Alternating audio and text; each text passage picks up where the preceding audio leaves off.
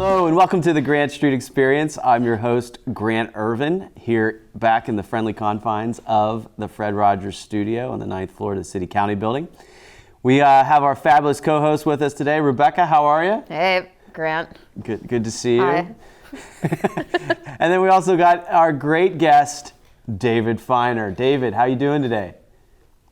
You said great guest, and I was all excited. You're as good as it gets, Dave. So okay, well, that's fair. We'll start somewhere. That's fair. So we're doing for those technical folks here, we're doing a 3-camera shoot. So we're trying this out, and as we get back into the studio and get our feet wet again.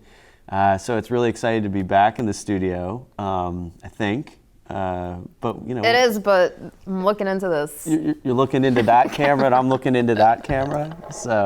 And I'm far off touring the Orient, so I'm not even in the studio. You're not even in the studio. And Dave, I mean, we don't know where you're at. Neither do I, to be honest.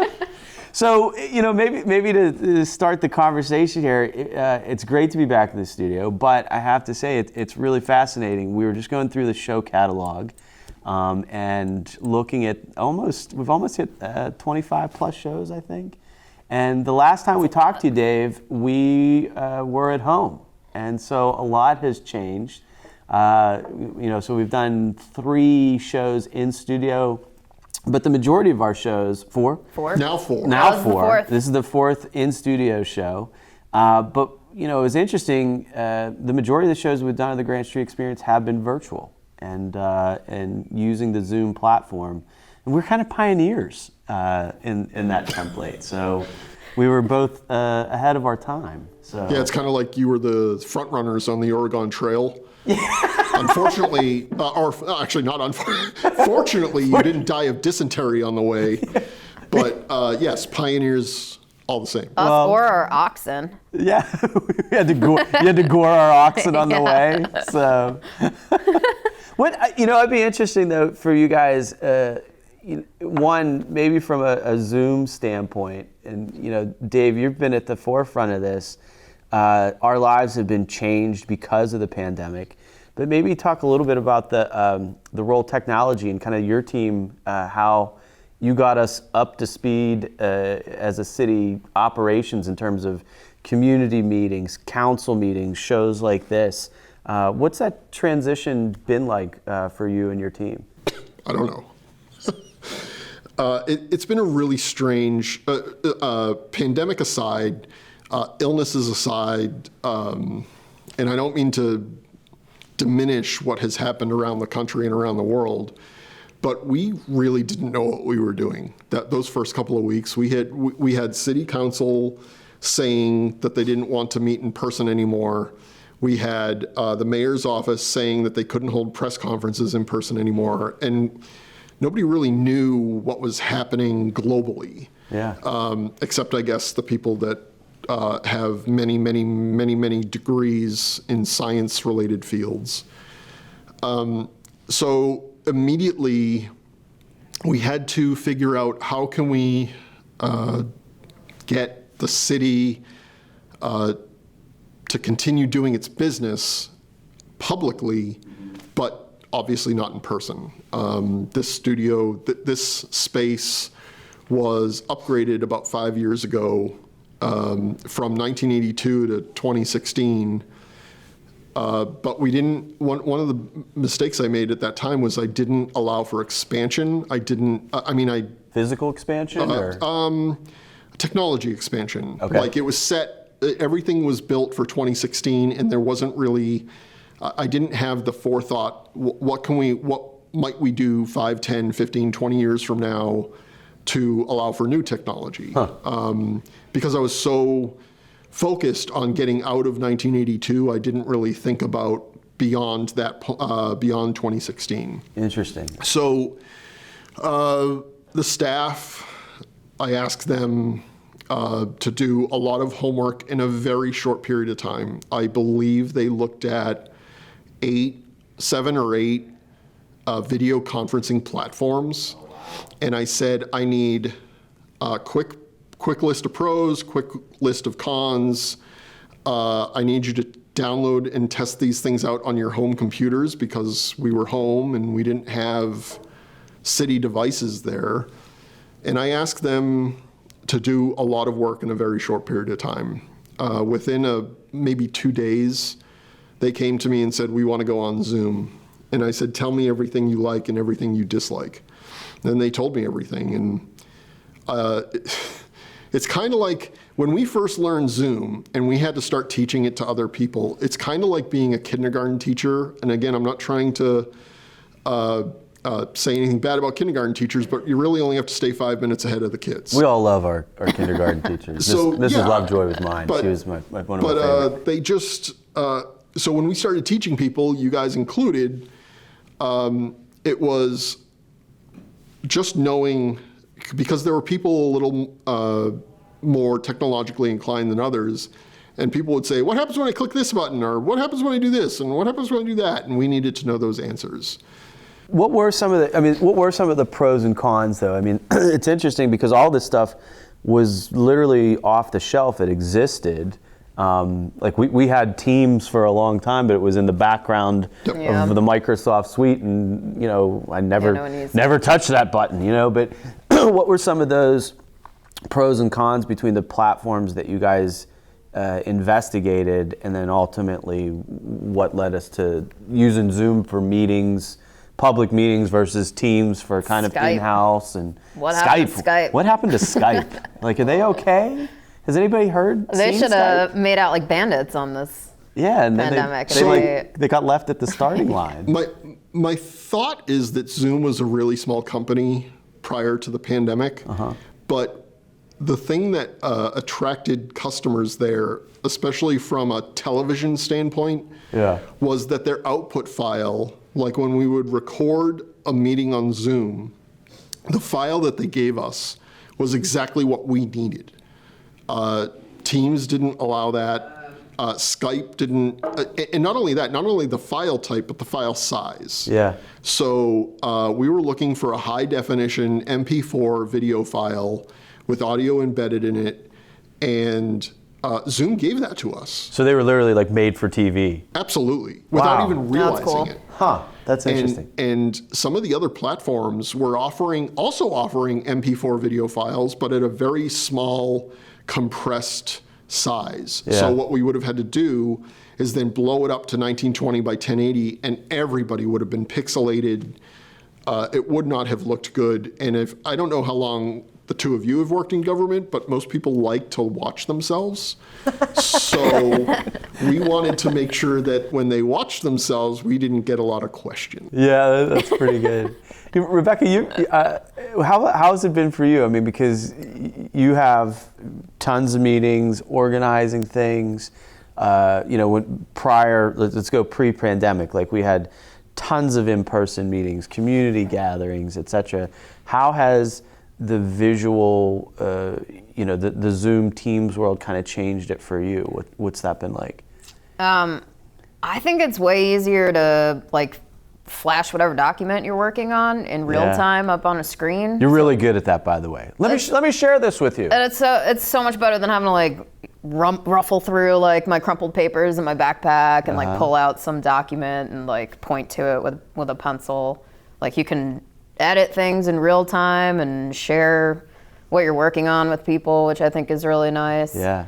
I think it's a lot more efficient, and I find even when we're back in the office, it's trying to bring my computer and then hook it up to something to be able to show it on a big screen, and that's even more complicated than. I bet, because I remember the days of you two working in INP, you would be carrying around either cylinders of printouts or huge cardboard presentations. I'm assuming you're saving a lot of money on printing costs at this point. Huge. Oh, great question. Oh, was that a layup? We got to take that. So we've been working with Jen Olzinger's team in Office of Management and Budget in procurement, and one of the things that we've been investigating is how does the city improve its procurement from a sustainability standpoint. So how do we bring in environmentally friendly materials? How do we reduce our consumption? How do we save money, et cetera, et cetera? And one of the things that we started to look at was what has what is the impact of the pandemic been on materials? And so we've found amazing things, particularly with paper, but also office supplies and other things that, frankly, because of the pandemic and working from home, it's created a whole new innovative space in terms of how we procure things. Absolutely. And so paper reduction went down, I think it was $100,000. Saved $100,000 in printing. Just for your group? Well, about 98% of that's Rebecca, but no, from across the city, we've saved, hundreds of thousands of dollars because we don't have to print anymore. Right. And the switching to virtual document signing. We formerly were printing out 4 sheets of paper and then having to mail them to 4 different people to get them signed and then sent back. So that's all now just been. That's just not 4 sheets of paper. Sometimes that's reams of paper for contracts. Yeah, 4 right? different documents. Yeah, right. Good point. Plus all the mistakes that you make the 6 times that you tried to print it beforehand and the margins were off or whatever. So that saves a colossal amount of paper too. And we're trying to memorialize all that now so that we don't go back. And that's something, this will air a little bit later, but we're actually introducing a sustainable procurement code, amendments to the code soon, so that it'll kind of, bake all that into city processes. Yeah, so we don't revert back. Using the word sustainable, so Rebecca, how long have you been with the city? 6 years. Okay, so I've been here almost 9. Grant, how long have you been here? 7 plus. I'll be 8 at the end of the year. I remember the early days of the Back Grant, in my day. the Grant Ervin, not experience, but the Grant Ervin rule domain hierarchy. You were always even in your earliest days, you were always talking about shocks and stresses and being sustainable in the worst possible scenario, and how do we. You did a lot of internal and external training videos of how to make the city aware of what could possibly happen, and then the worst thing happened. And I think it's partly you should be proud of people like me who the pandemic hits and we're stuck inside and we don't go outside, don't talk to anybody, don't go near anybody. And I'm thinking, wow, what did Grant say that one time about that one thing? Does that have anything to do with this? And just being on people's cases to be aware of this kind of stuff, that it could happen. It's kind of interesting, Dave, that you bring that up, because we, with time, gives you the ability to kind of look back in the rearview mirror a little bit and assess things, right? And say oh, whoa, that did happen, that didn't happen. But yeah, you're exactly right. When we did the city's first preliminary resilience assessment, which was back in 2015? 16? Yeah, 15 published in 16. Yep. And so, in that is pandemic. Like the disease. If we were on Zoom, I would flash the bubbles right now. You would be able to flash the bubbles right now, but see, now we're in a studio. Yeah, it's like now you got to go ruffle through your backpack. But yeah, it's one of those things that we were able to identify and as being a risk, a potential shock that the city would experience, because other cities had experienced pandemics, right? Mm-hmm. So whether that is an Ebola outbreak in West Africa or SARS in East Asia, these were things that are on our radar that no city is immune to, and we've seen kind of the impacts of that. One of the things that, just to opine for a quick second, I guess, one of the things that's been amazing to me, on this, is because of that work across the city, our response has been strong. So whenever you think of whether it's what you guys have done in here in IMP or public safety or in the planning department, or across the board, pick a department, like the agility and the ability to continue to provide services, we were, we were resilient. Yep. And I think we're continuing to demonstrate that, and that's a testament to kind of the city workforce and the people of Pittsburgh, which is really cool to see. Yeah. So. I think one of the most interesting parts of the pandemic so far, because it's still ongoing, is those first couple of weeks, and you just talked about it. Employees were told not to come to work, and employees were told we will have something soon. We just don't know what or when. Yeah. And being at home was awful. I was only home for a very short period of time. Okay. For a variety of reasons. First, our home internet could not handle. My wife's a college professor, so she was streaming her classes. My son is in school, so he was streaming his classes. Yep. And I'm trying to stream things for the city channel, and our home internet couldn't handle all 3 streams. I didn't the same have time. internet. I had to get it. Really? Yeah. Wow. Yeah, I'm a Luddite. You do know it was 2020. Yeah, it was 2020, but I spent all day in front of a computer, so when I went that's true. home, I was, You wanted to get off of it. yeah, I got off of it. Yeah. But then Okay, I that's had to fair. get it. But the multi-billion-dollar corporations Yeah. that were providing home internet to people, the customers were realizing, oh my, I can't do all this at once, or I'm doing all this at once, and a month later, looking at their bill, going, why is it $1,000? Yep.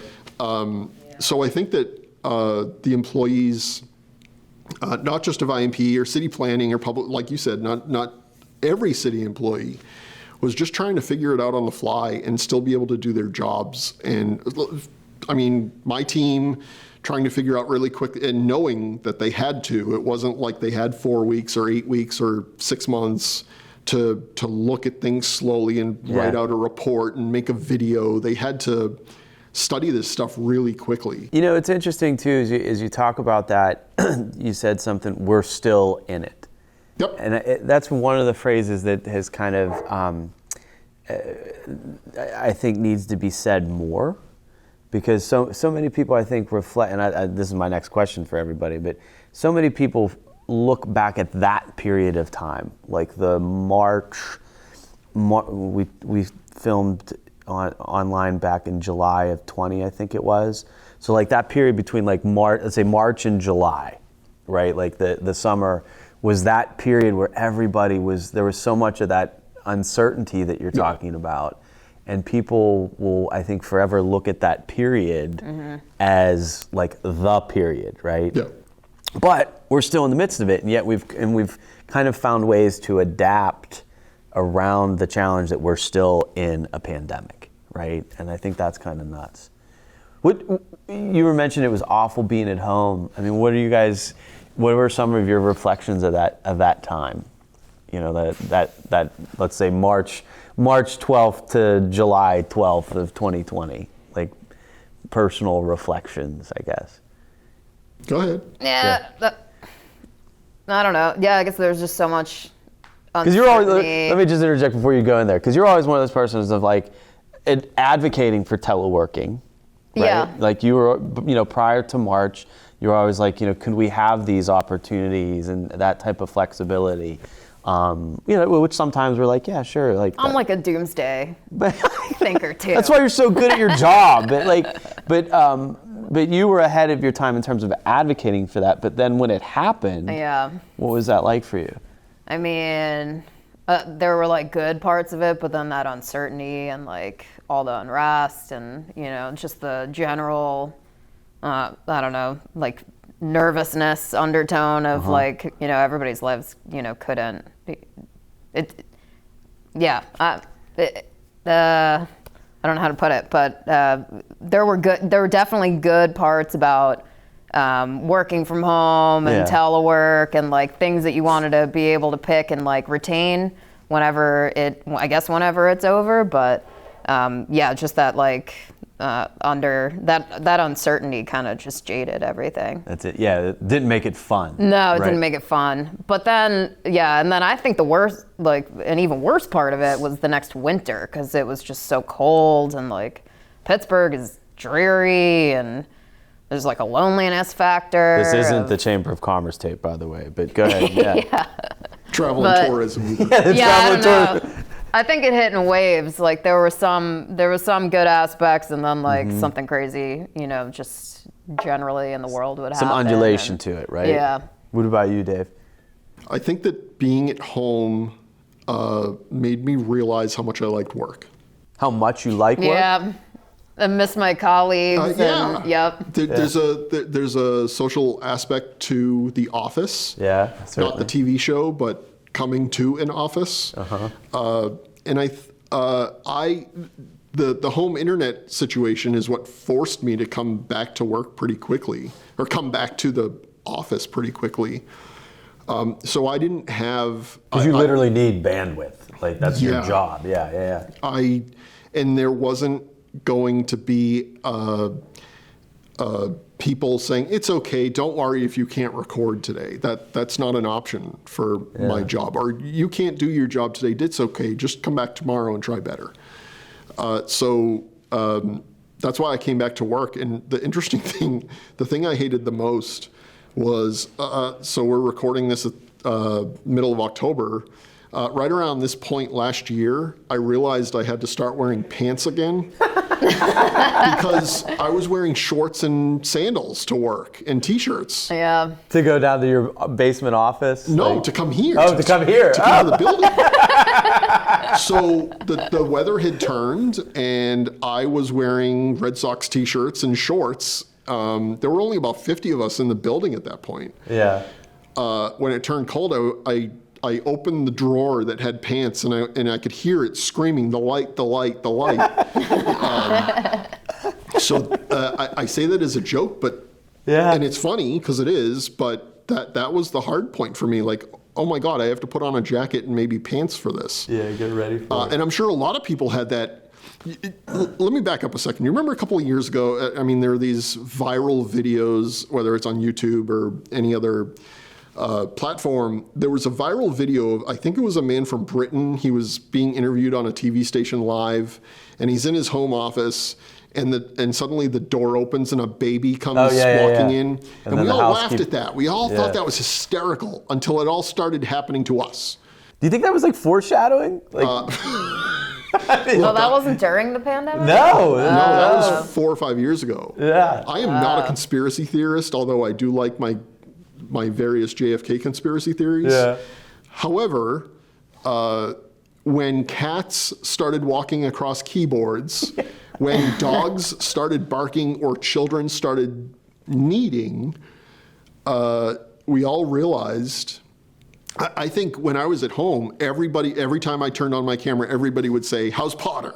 Yeah. They didn't care about me or my kid or my wife. They wanted to see my dog. See your dog. And I'm sure you guys did the same thing where, well, not Grant, because he has this whole tower of excitement in his house. So I'm sure he was walled off from the rest of his family and fine. But I had kind of we got the pandemic puppy, or not a puppy, we got a rescue dog. And so that was like a new addition. And then I remember for us, like same thing as you, like I have 2 kids that were at home.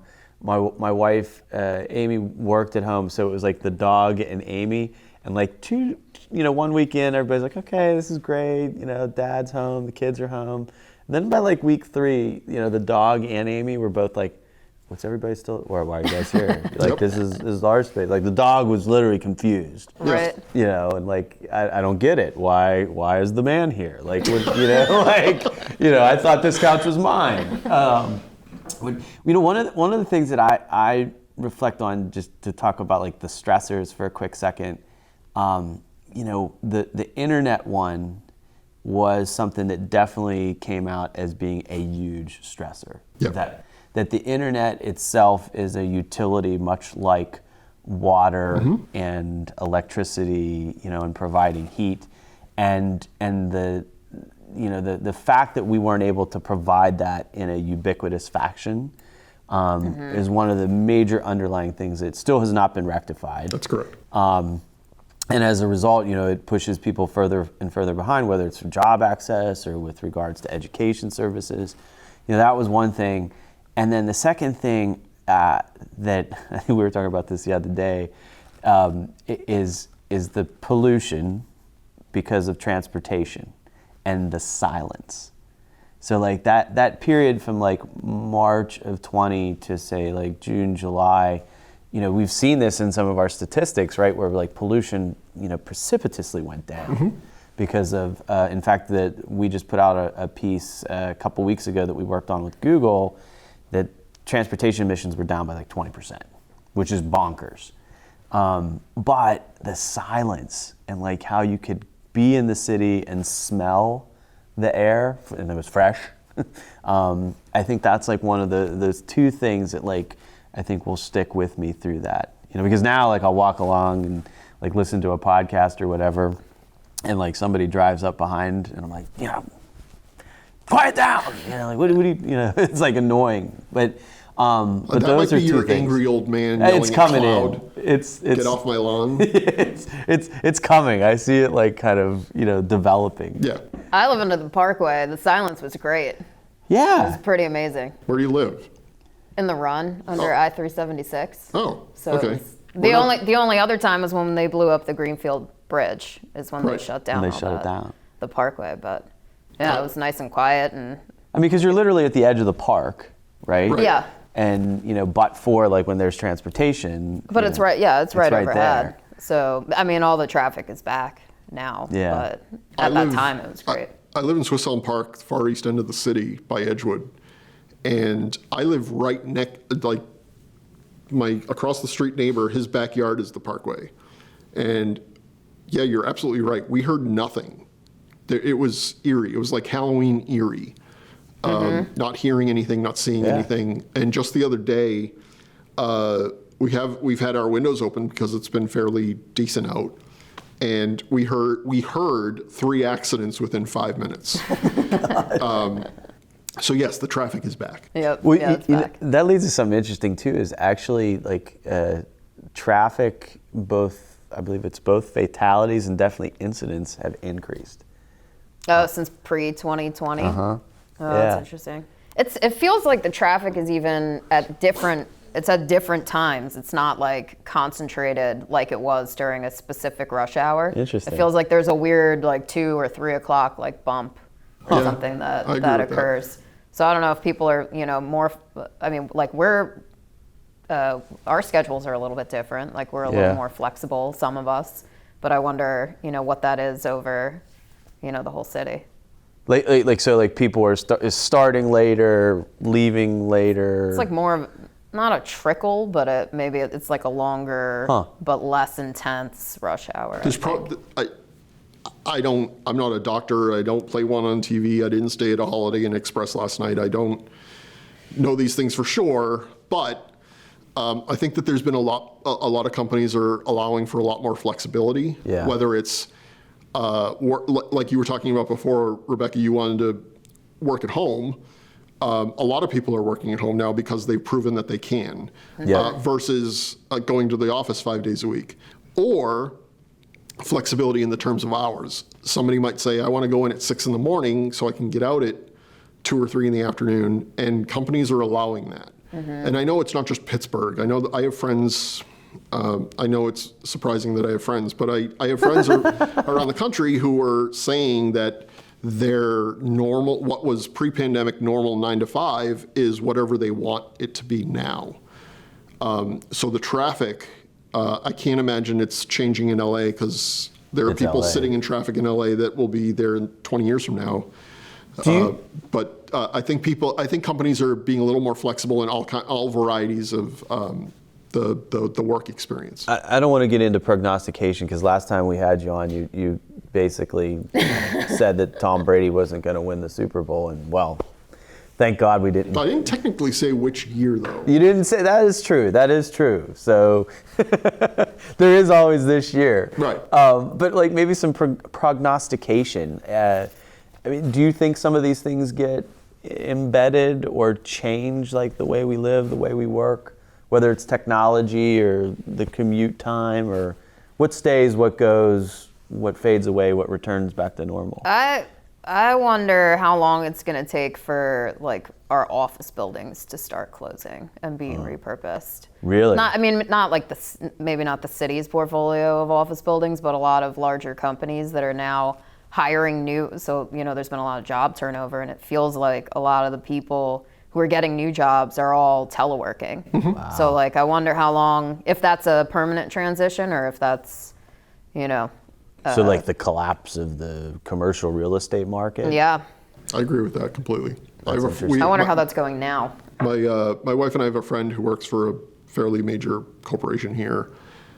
She was sent home just like everybody else. And then I think she said in February or March of this year, her company told everybody, you have 2 days to empty out your offices. We sold the building. Whoa. Because they didn't use it. They didn't need it. Yeah. They proved they didn't use it or didn't need it. So I think there's a lot of truth to that. Huh.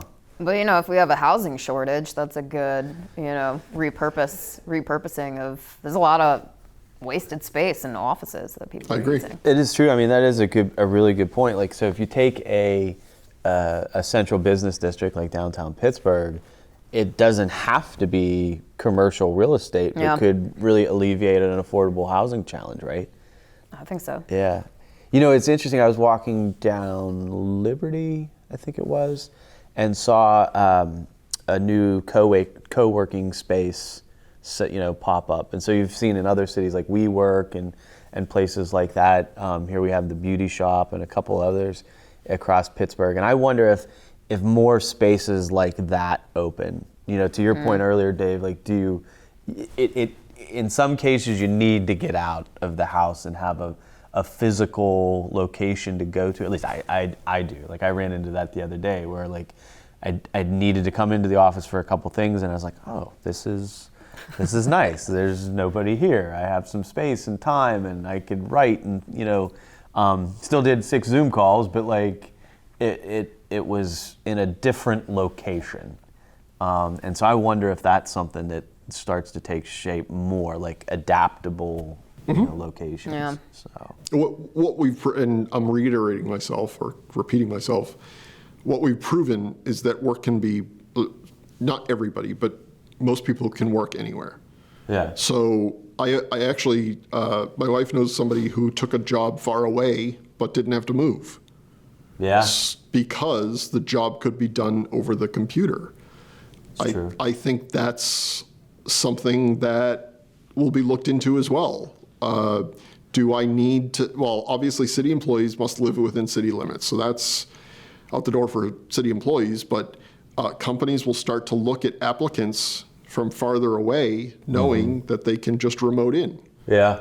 They can still do the job, they just won't come to the office. It's true. Do you guys think, we were talking off camera, but talk about it here, like travel. Like we had, travel was like a fair amount of our job, whether it's presenting at conferences or, visiting other sites and locations to learn. But I don't mean to interrupt you, Grant, but did you leave? But you do. Did you leave the Grant Ervin helicopter? Did you leave it running on the roof, or did you have them shut it down while you're here? No.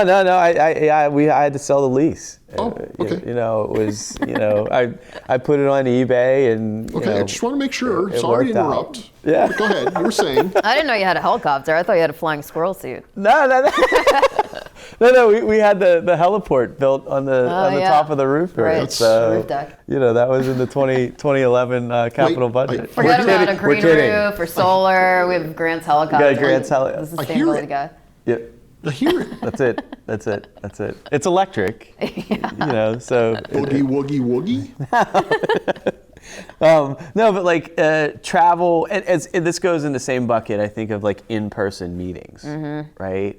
Like there was, part of the value and benefit of those engagements is you build relationships, you're seeing kind of different places, gaining new ideas and things like that. Does that come back, or does it? I think does it come back at all? Or for city folks or corporate sector? Not just travel, but think about people that go to conferences and seminars and things around the country and around the world like you, because you're special. Thanks, it's not Dave. just a flight, but it's a flight, it's a hotel, it's a per diem, it's there's all kinds of associated conference money. There's all kinds of associated costs where I mean, I know I've only been to one conference while I've worked here. Really? And yeah, I went to San Diego for a week in whatever year that was. We need to get you to Great places. city, great city. Oh, it's unbelievable. All I ate was tacos the entire week. It was Yes. breakfast, lunch, and dinner, tacos. It was awesome. Fish tacos. And fish tacos, like watching them catch the fish, and like where I grew up, watching the seafood come off the boat and be on my plate in 20 minutes. We used to do that in McKeesport too, but it just wasn't. I'm sure, yeah, right, fresh out of the Mon Yeah. or Allegheny. I'm not sure. Out of the Mon. Out of the Mon. Okay. Yeah. So There's some good catfish the amount of money that companies spent on a singular employee, let alone dozens of employees to travel. My mother worked for a company. Her company sent her around the country, and the amount of money that they spent on my mother, not just on a salary and benefits package, but travel, must have been hundreds of thousands of dollars annually. Yeah, and go ahead. I think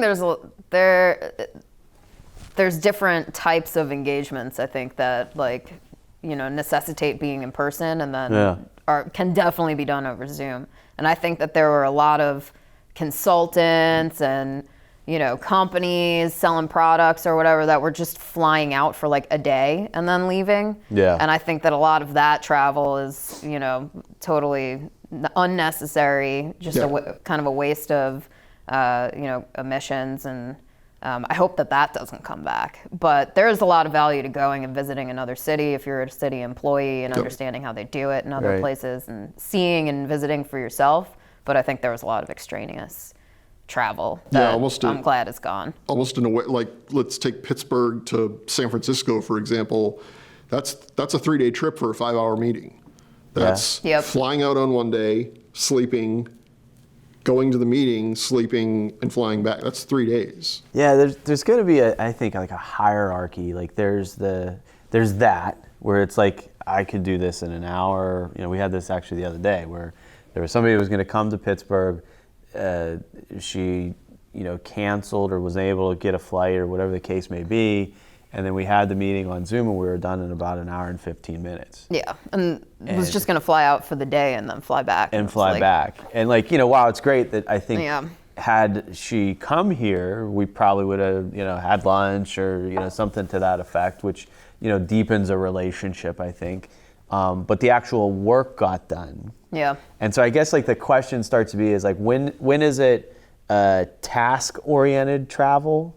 To your point, if I'm just I just need to run through this PowerPoint deck or whatever, versus Dave, to your kind of example, I think the other side of that is I need to spend 4 or 5 hours with somebody to work deep on a problem, really understand, see the studio or, be in the physical space to kind of understand what solutions can be developed. Yeah. That's going to be interesting to see.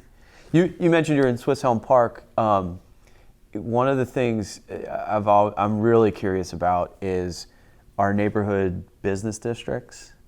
This has been one of my kind of other fascinations. Have you found that you go to Swissvale or Edgewood Town Center or South Braddock Avenue, like the places closer to you more now? Oh, absolutely.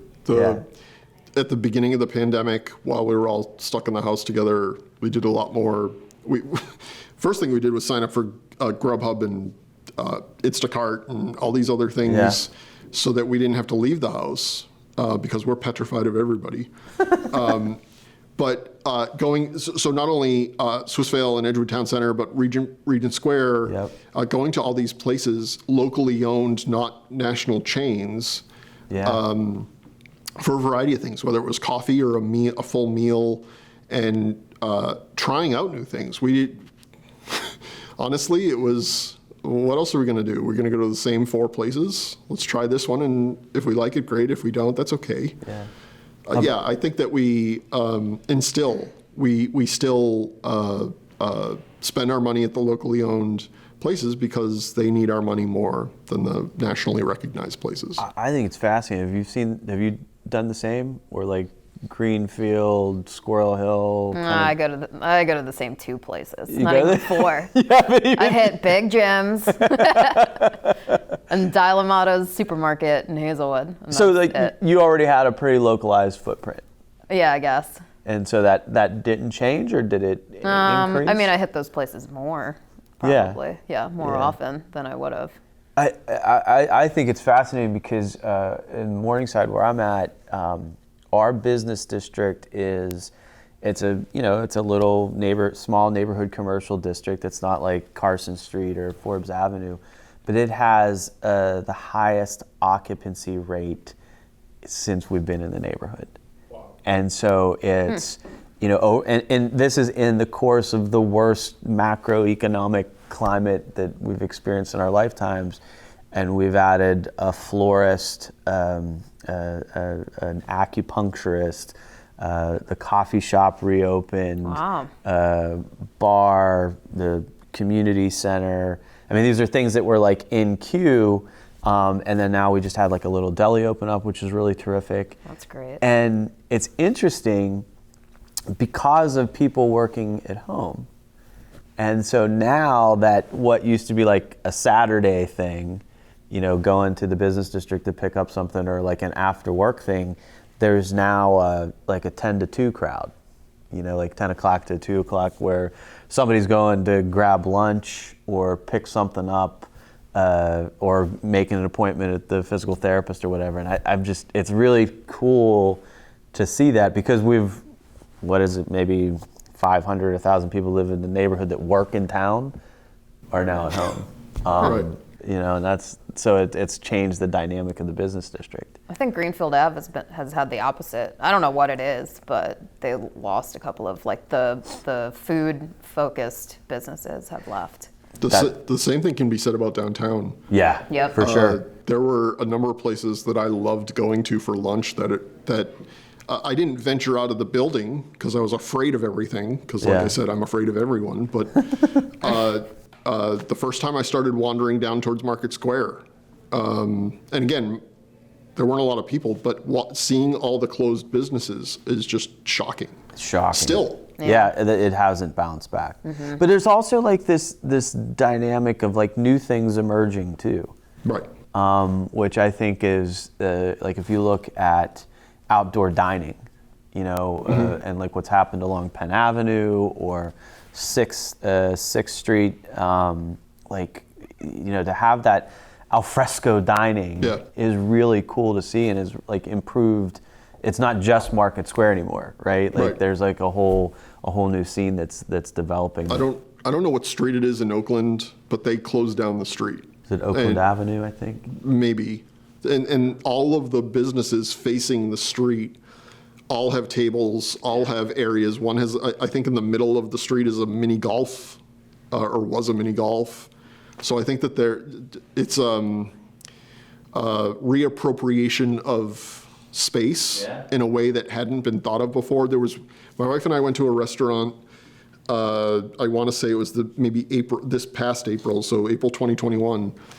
They had big plastic bubbles outside, so you could go into the bubble, and the only person that came into the bubble with you was your waitstaff. And so you could sit there without masks on and enjoy a meal at a restaurant.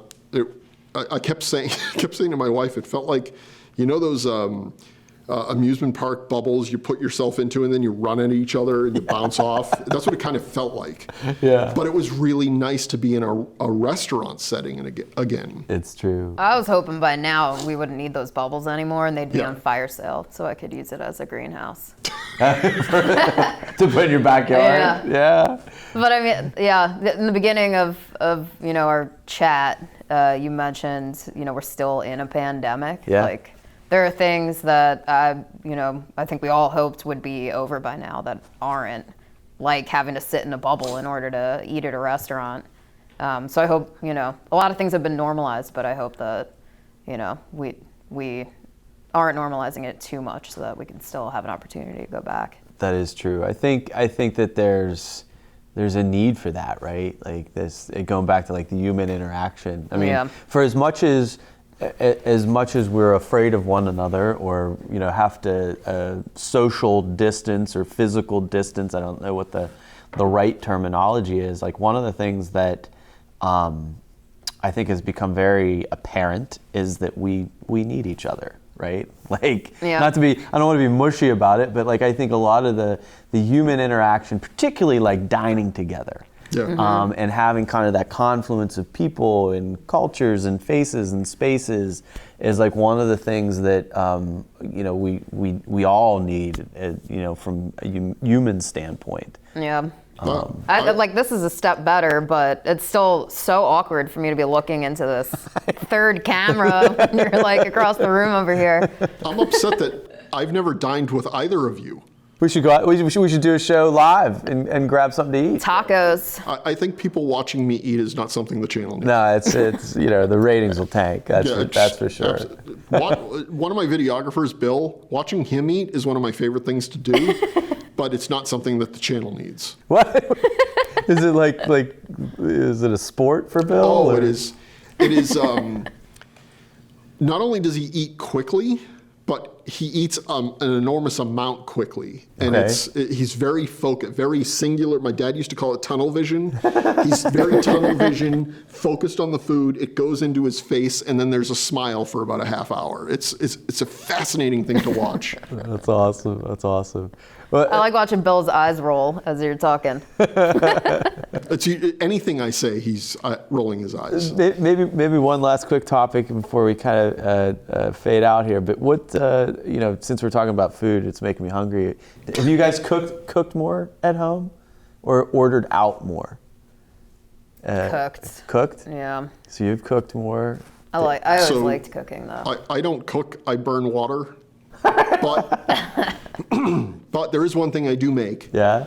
and it's a challah French toast. Oh, my grandma made that. So It's like a family favorite. my son's school, we signed up for a challah of the week, and every Friday he comes home from school with a full loaf. Okay. Sometimes we nibble on it because we love it, and sometimes I'll make the whole loaf into French toast. You stuff it with cheese? No, I don't. My grandma used to stuff way it with beyond cheese and bacon. That's way beyond my That's capability. the most amazing. Challah French toast is unbelievable, and my grandma used to stuff it with cheese and wow. bacon. My mom still does it every time I go to New Wait, York. what? How does this happen? Oh, it's amazing. Like a Twinkie? Like the challah loaf is a big Twinkie, and No, it's like grilled cheese, but you make it French toast first, Okay. and then you make like a grilled cheese with the French toast. so it's not okay. That makes perfect okay. sense. Yeah. All right. And so it's like bacon and cream cheese, or American. American? Yeah. I will have to try that. Oh. Amazing. I'm It's sure the my best. son will hate it, but that doesn't matter because It's a Baskin family secret. All That I right. just told everybody about. Well, before we divulge any more secrets, I want to thank you, Rebecca, for being here, getting back into the studio for our fall season. Is this like the fall season preview? yes, this is the season premiere. Season premiere. Dave, Sure. thank you for flying in, no matter where you're at there on the screen. If you're on like the Great Okay, Wall of China, or I gotta get going, so let's wrap this up. we don't want to miss your flight. Yeah. So thanks for a great conversation. We want to thank everybody for listening in to the Grant Street Experience. I'm your host, Grant Ervin, and we'll catch you on the next episode. Thanks so much, and we'll talk to you soon.